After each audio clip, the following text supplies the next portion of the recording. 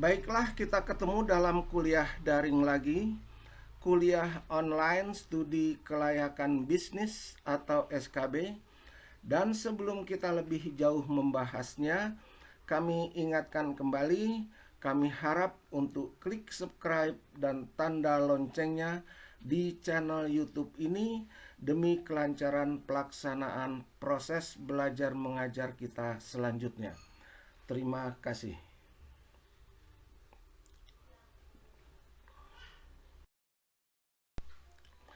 Studi kelayakan bisnis, kuliah kedua, aspek studi kelayakan bisnis. Definisi studi kelayakan bisnis. Studi kelayakan merupakan penelitian yang bertujuan untuk memutuskan apakah sebuah ide bisnis layak untuk dilaksanakan atau tidak. Sebuah ide bisnis dinyatakan layak untuk dilaksanakan jika ide tersebut dapat mendatangkan manfaat yang lebih besar bagi semua pihak atau stakeholder dibandingkan dampak negatif yang ditimbulkan.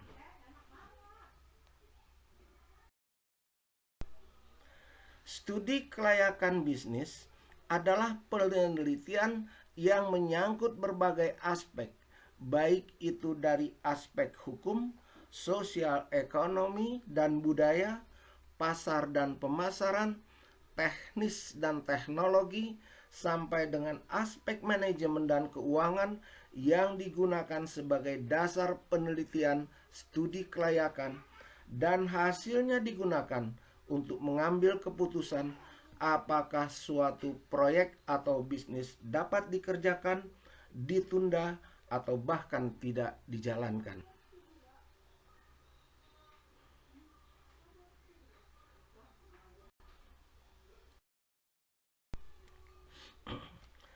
Ini ada metrik aspek studi kelayakan bisnis, yaitu komponen, dan sebelahnya adalah aspek yang diteliti. Termasuk dalam komponen pasar, aspek yang diteliti adalah pasar, konsumen, dan produsen. Dalam komponen internal perusahaan, aspek yang diteliti adalah pemasaran, teknik dan teknologi atau produksi, manajemen, sumber daya manusia, keuangan. Sedangkan komponen lingkungan, aspek yang diteliti adalah politik, ekonomi dan sosial, lingkungan industri, juridis atau hukum, dan lingkungan hidup atau dampak sosial. Secara lengkap, aspek-aspek studi kelayakan bisnis kita urai sebagai berikut. Yang pertama, aspek pasar dan pemasaran. Berkaitan dengan adanya peluang pasar untuk suatu produk yang akan ditawarkan, meliputi potensi pasar, jumlah konsumen potensial, konsumen yang mempunyai keinginan atau hasrat untuk membeli, tentang perkembangan dan pertumbuhan penduduk, daya beli, kemampuan konsumen dalam rangka membeli barang, mencakup tentang perilaku, kebiasaan, preferensi konsumen, kecenderungan permintaan masa lalu, dan lain-lain.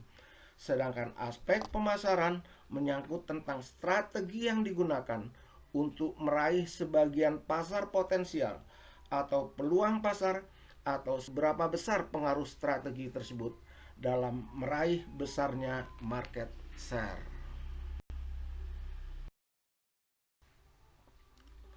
Kedua, aspek teknik dan teknologi berkaitan dengan pemilihan lokasi proyek, jenis mesin atau peralatan lainnya yang sesuai dengan kapasitas produk, layout, dan pemilihan teknologi yang sesuai. Ketiga, aspek manajemen dan SDM berkaitan dengan manajemen pembangunan proyek dan operasionalnya. Aspek keuangan berkaitan dengan sumber dana yang akan diperoleh dan proyeksi pengembaliannya dengan tingkat biaya modal atau sumber dana yang bersangkutan.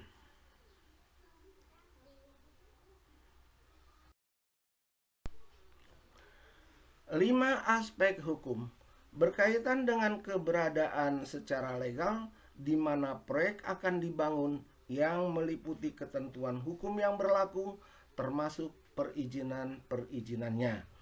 Keenam, aspek ekonomi. Apakah proyek dapat mengubah atau justru mengurangi income per kapita penduduk setempat? Seperti seberapa besar tingkat pendapatan per kapita penduduk, pendapatan nasional, atau upah rata-rata tenaga kerja setempat, atau UMR, dan lain-lainnya.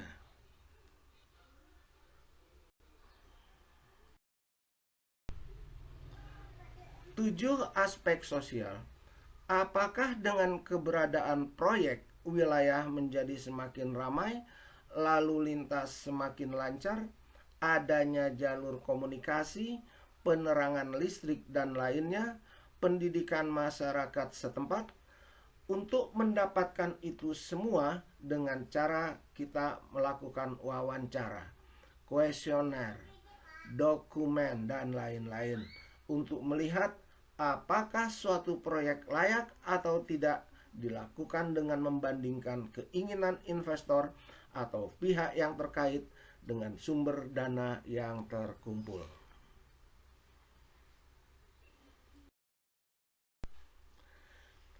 Ini ada analisa keuangan sistem DuPont.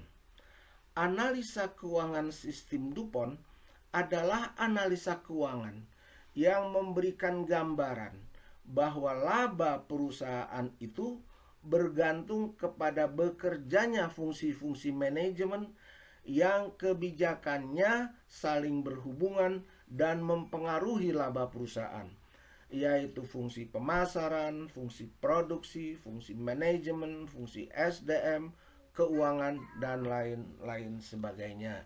Kita lihat contoh berikutnya. Ini bagian analisa laporan keuangan sistem DuPont.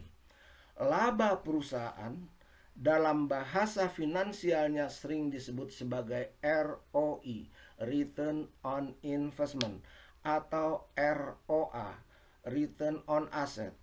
ROI atau ROA adalah hasil perkalian dari profit margin dengan total asset turnover atau TATO. Profit margin adalah laba perusahaan dibagi dengan penjualan, sedangkan laba perusahaan adalah hasil dari penjualan dikurangi dengan biaya-biayanya. Sementara TATO, total asset turnover, adalah hasil bagi antara penjualan dengan total aset, dan total aset adalah penjumlahan dari aktiva lancar ditambah dengan aktiva tetap. Sementara aktiva lancar adalah kumpulan dari kas ditambah piutang ditambah persediaan. Melihat bagian sistem DuPont, maka bagian atas adalah margin laba penjualan dan bagian bawah dikenal dengan rasio aktiva.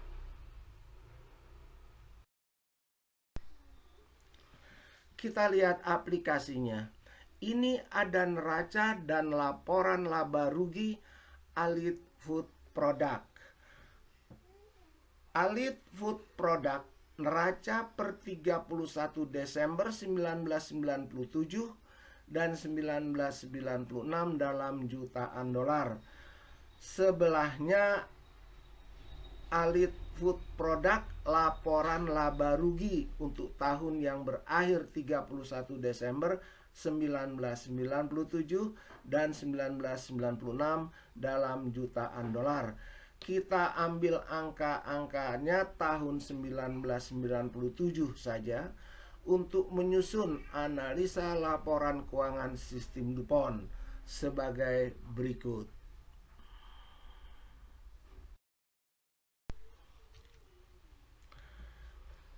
Analisa laporan keuangan sistem DuPont Alit Food Product 1997.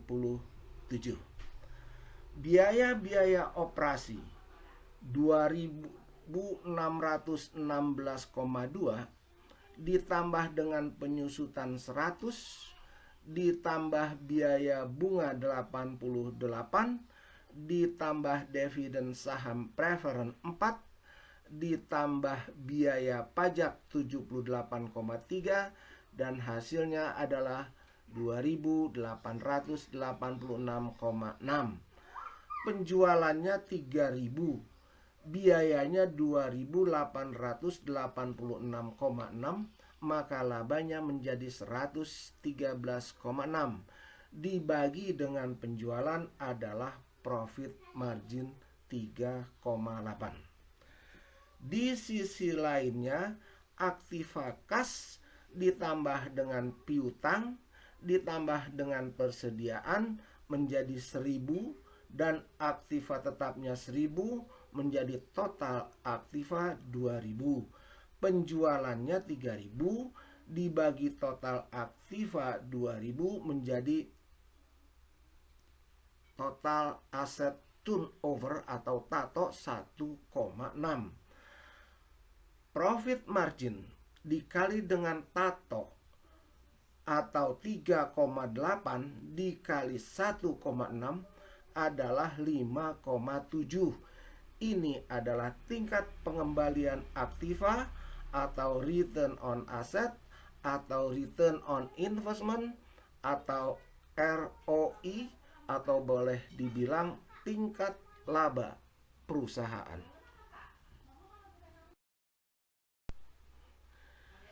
Ini cuma ilustrasi perhitungan. Cuma perhitungan bahwa sedikit perubahan dalam biaya, misalnya umpamanya ada kenaikan gaji karyawan sehingga merubah biaya dari 2.626,2 menjadi 2.700, akan membawa dampak besar bagi ROI atau ROA. Lihat perubahannya dari ROI 5,7 menjadi ROI 1,5. Artinya adalah bahwa laba perusahaan sangat dipengaruhi oleh kebijakan di berbagai fungsi manajemen. Oleh karena itu, studi kelayakan bisnis harus meliputi berbagai aspek manajemen, karena akhir yang akan dicapai adalah adanya laba sebagai suatu tanda kelayakan bagi kelayakan bisnis.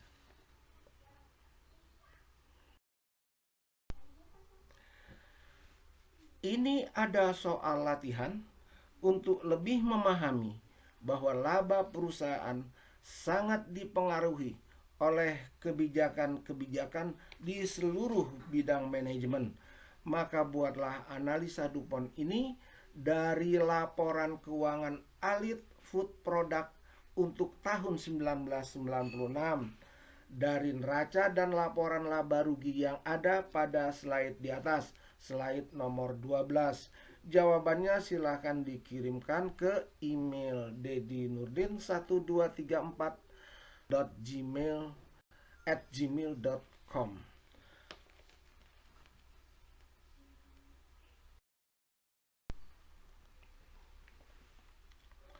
Demikianlah kuliah kedua kita untuk mata kuliah studi kelayakan bisnis.